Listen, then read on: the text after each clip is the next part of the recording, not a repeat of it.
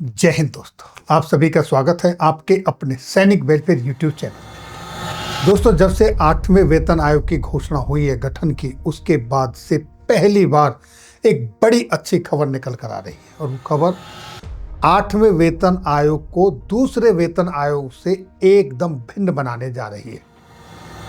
8वें वेतन आयोग ने एक ऐसी स्कीम निकाली है कि अब वो चाहता है कि ज़्यादा से ज़्यादा लोगों की भागीदारी हो, ज़्यादा से ज़्यादा लोगों के इनपुट उन तक पहुँचे।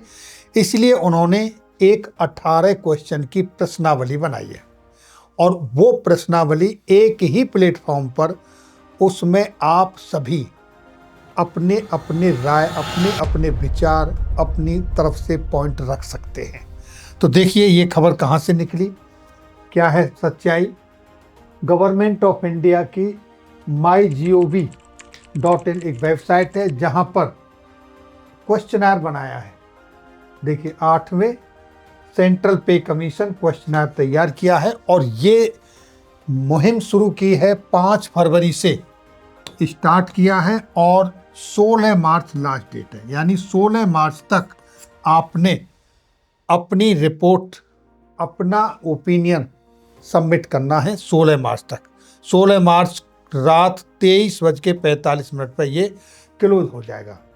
इसके लिए कौन कौन इसमें अपनी राय दे सकते हैं, इसको मैं डिटेल में आपको बताता हूँ। आप यहाँ देखेंगे आपके सामने ये कुछ क्वेश्चनर हैं और जिस पे हम बात कर रहे हैं, इसमें क्या लिखा है। अपने काम को बेहतर और तथ्यों पर आधारित बनाने के लिए जनता और संबंधित हित कारकों से राय, उनकी राय मांगी है, सुझाव मांगे हैं, इनपुट मांग रहा है 8वां वेतन आयोग। सिर्फ उन्हीं से नहीं मांग रहा जिनके लिए इम्प्लीमेंट होना है, उनसे भी मांग रहा है जो डायरेक्टली इसके लाभार्थी नहीं हैं लेकिन समाज के हित में सोचते हैं, समाज की बात करते हैं, समाज के ढांचे को समझते हैं। उन सब से, उनमें कौन कौन है देखिए जिनसे ये उन्होंने अपनी राय मांगी गई है। ये आप देखिए आपके सामने है। केंद्र सरकार के मंत्रालय और विभाग, राज्य सरकारों के और केंद्र शासित प्रदेश के, केंद्र सरकार के कर्मचारी, केंद्र शासित प्रदेशों के कर्मचारी, न्यायिक अधिकारी जुडिशियल ऑफिसर्स, अदालतों के अधिकारी कर्मचारी, नियामक निकायों रेगुलेटरी बॉडीज के सदस्य, सेवारत सेवानिवृत्त कर्मचारियों के संघ एसोसिएशन यूनियन यानी एक्सर्समैन, और रेलवे के रिटायर्ड आदमी, पोस्टल विभाग के रिटायर्ड आदमी, उनमें जो काम कर रहे हैं वो, उनकी संस्थाएं, उनकी संस्थाओं के हेड, सभी से मांगे हैं। पेंशनर, जितने भी रिसर्चर्स हैं, शोधकर्ता हैं वो, शिक्षाविद, एकाडमिक यानी एकेडमिशियंस जितने भी हैं वो, whether they come under the 8th पे कमीशन और नॉट, इससे कोई फर्क नहीं पड़ता, लेकिन सबसे राय मांगी जा रही। व्यक्ति विशेष, इंडिविजुअल, कोई भी जो 8वें वेतन आयोग के ऊपर अपनी राय देना चाहता है वो भी दे सकता है। सबके लिए एक ही प्लेटफॉर्म तैयार किया है, यानी सारे के सारे जो है वो सब एक ही प्लेटफॉर्म पे, और ये बड़े व्यापक लेवल पे इन्होंने अपने दायरा बढ़ा दिया है ताकि केवल सरकारी तंत्र ही नहीं बल्कि कर्मचारी, पेंशनर, संस्थाएं, विशेषज्ञ अपनी बात रख सकें। इसलिए उन्होंने ये बनाया। और सबसे महत्वपूर्ण बात यह है कि सबका डाटा गोपनीय रहेगा, कोई उजागर नहीं होगा। आयोग ने स्पष्ट किया है कि उत्तर देने वालों के नाम सार्वजनिक नहीं किए जाएंगे। आप निसंकोच जो अपनी राय देना चाहते हैं वो दे सकते हैं। प्रश्नावली के उत्तरों का जो विश्लेषण समग्र, जो एग्रीगेट रूप में किया जाएगा, मतलब सबको इकट्ठा किया जाएगा, सारों का एक साथ उनका आकलन होगा। और सबसे इम्पोर्टेंट जो बात है उसमें निकल के आई है वो ये है कि एक व्यक्ति संस्था की पहचान को जोड़कर डेटा प्रकाशित नहीं किया जाएगा। यानी कि जो रिजल्ट आएगा वो किसी एक के नाम से नहीं आएगा कि ये फलानी संस्था ने या किसी के सुझाव नहीं, वो सबका कंक्लूजन होगा तब निकालेंगे।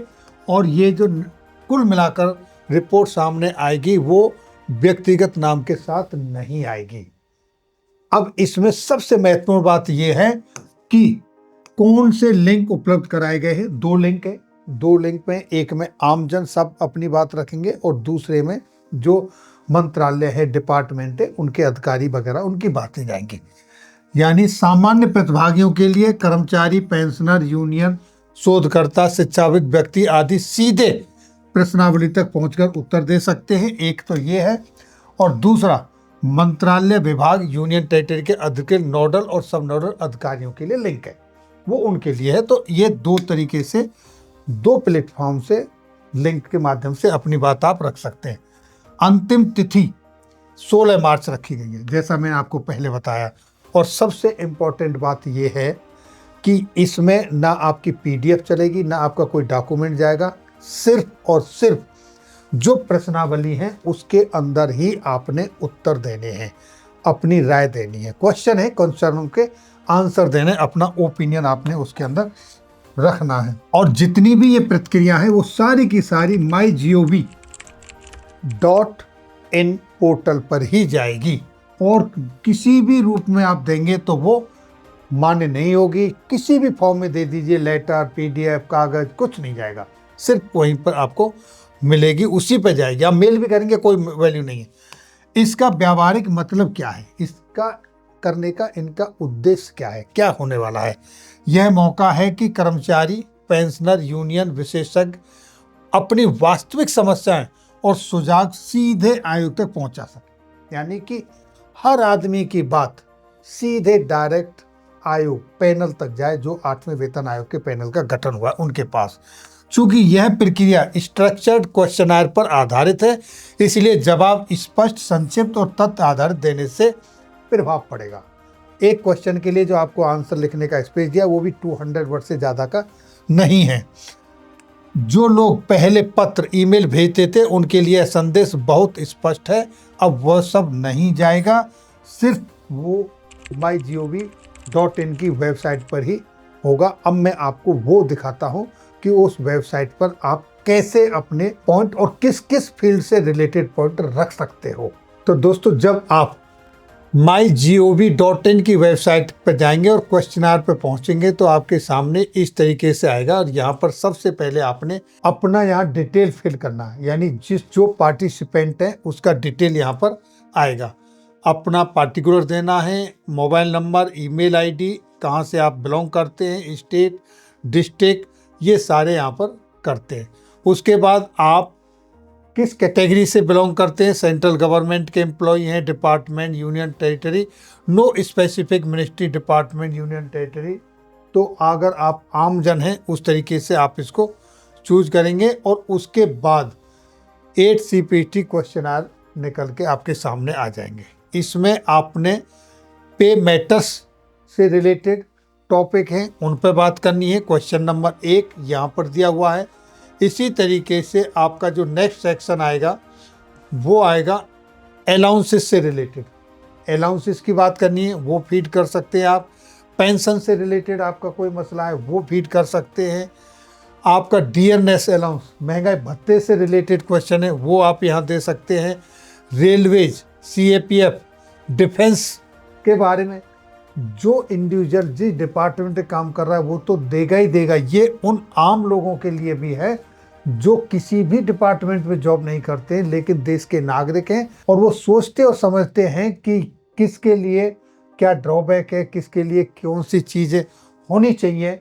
तो वो सब अपने अपने यहाँ पर ओपिनियन दे सकते हैं। साइंटिस्ट हैं, वो अपने ओपिनियन दे सकते हैं। आर्म्ड फोर्सेस से संबंधित यहाँ पर इस तरीके से बोनस, अभी आपने देखा होगा जब बोनस मिलता है तो उसमें दिया जाता है प्रोडक्टिविटी लिंक्ड बोनस और नॉन प्रोडक्टिविटी लिंक्ड बोनस। तो वो आप अपना यहाँ सुझाव दे सकते हैं कि सबको प्रोडक्टिविटी लिंक्ड बोनस मिलना चाहिए या नॉन प्रोडक्टिविटी लिंक्ड बोनस मिलना चाहिए।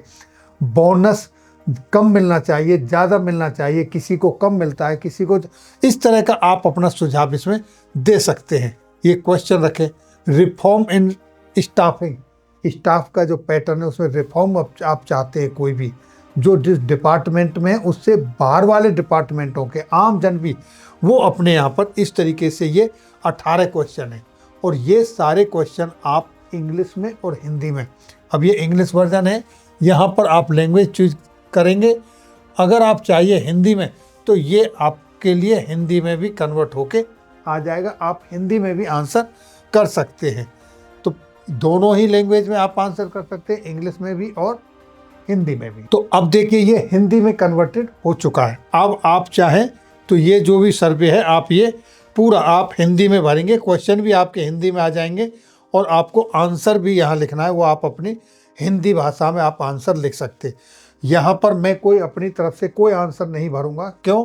क्योंकि ये सब गोपनीय है, सभी के लिए है। तो आप अपनी जो आपकी समझ में आता है वो आंसर भरें। जैसे ये प्रश्न 4 है, इसमें पूछा कार्यकाल की सुरक्षा, प्रशिक्षण व्यवस्था, आवास, अवकाशीय नकदीकरण, नियमित वेतन वृद्धि, चिकित्सा कवरेज, समयबद्ध पदोन्नति, मुद्रास्फीति सूचकांक आधारित भत्ता और सेवानिवृत्त लाभ कुछ ऐसी विशेषताएं हैं जो अधिकांश सरकारी नौकरियों से जुड़ी हैं। वेतन मैट्रिक्स तैयार करते समय और निजी क्षेत्र के मुकाबले सापेक्ष स्थिति निर्धारित करते समय इन कारकों को कैसे शामिल किया जाना चाहिए।